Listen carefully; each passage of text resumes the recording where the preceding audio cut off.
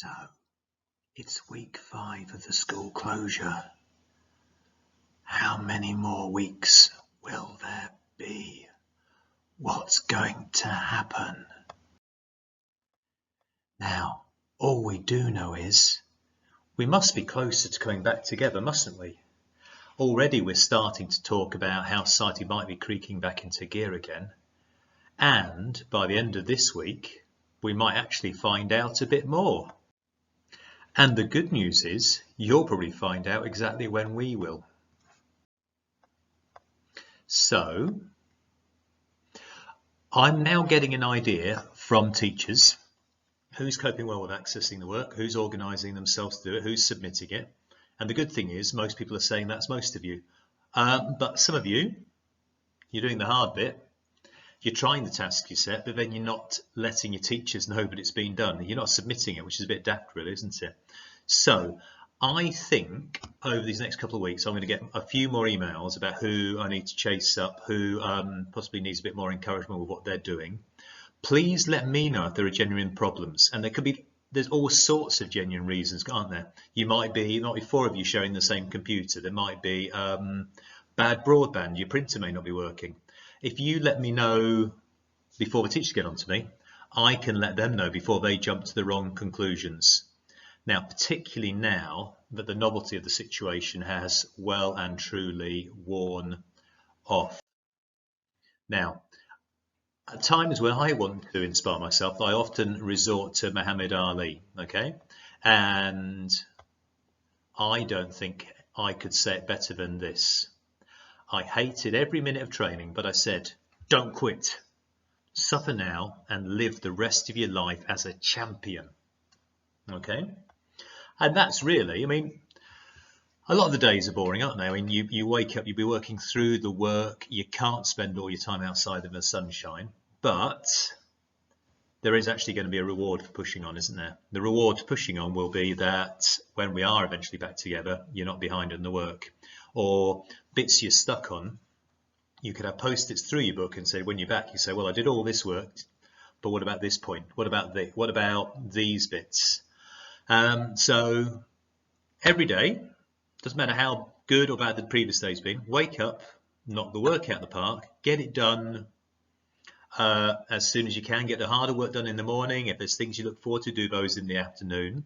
But don't put things off. Get it done. Then do something constructive with your time. Don't forget to look after yourself. Now, don't worry if some days are a bit niggly. If you wake up in a bit of a mood, okay? Your parents, your brothers, your sisters are also having to adjust to it as well.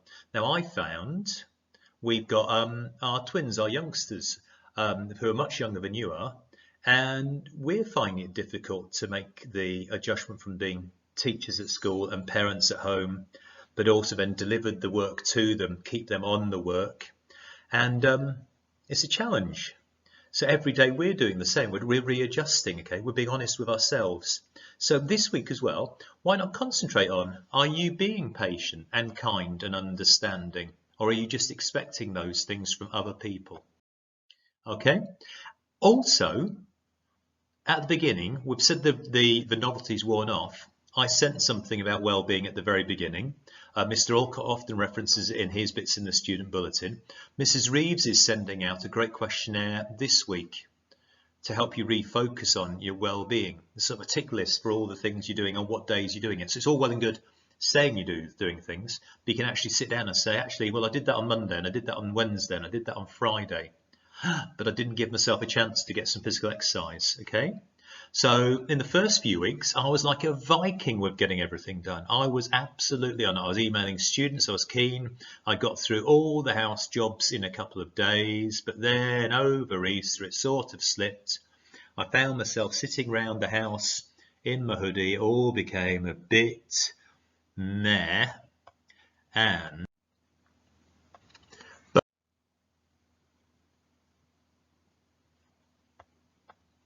now I'm back on it. Turns out I feel better when I have a plan for the day. So it slipped a bit for Easter. I wasn't setting the schoolwork. Got a plan for the day again. I'm less stressed if I haven't missed 3 deadlines because I got them out of the way. Whereas for a while, things were just slipping. I was getting to the end of the day thinking, oh, I've got to get all these things done. looking after my body and thinking about my mental, physical and spiritual health has given me a boost again. I'm back with it again. In fact, now I'm concentrating on properly using my limited amount of exercise each day. I've actually I've run further than I've ever run before, just by making use of the time properly. Not working harder, just being a bit more organised. Still can't plank though, planking's rubbish. Here's my challenge this week for you, okay? A separate challenge. The flower can be found all around Clitheroe, probably around all the other towns as well. It's just coming into bloom, okay? That flower. That bird can be heard currently on the hills above Clitheroe. Turns out though, with my hearing aids, which you remember just show, the sound of this bird is exactly the tone I can't hear. But I promise you, you can hear that bird in and around Clitheroe and the other towns. What is the connection? Email me with the connection between that flower.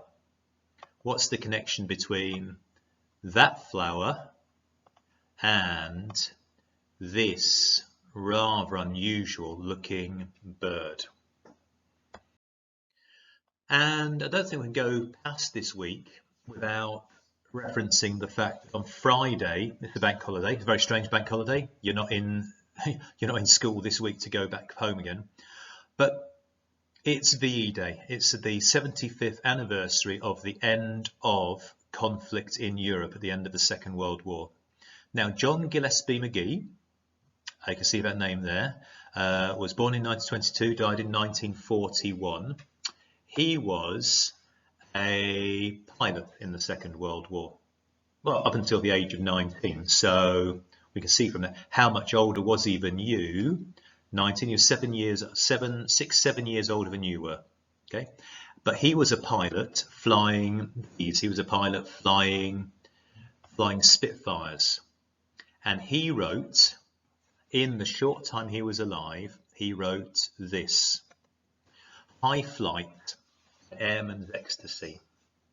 And it was about an experience he felt when he was flying his Spitfire, his machine of war.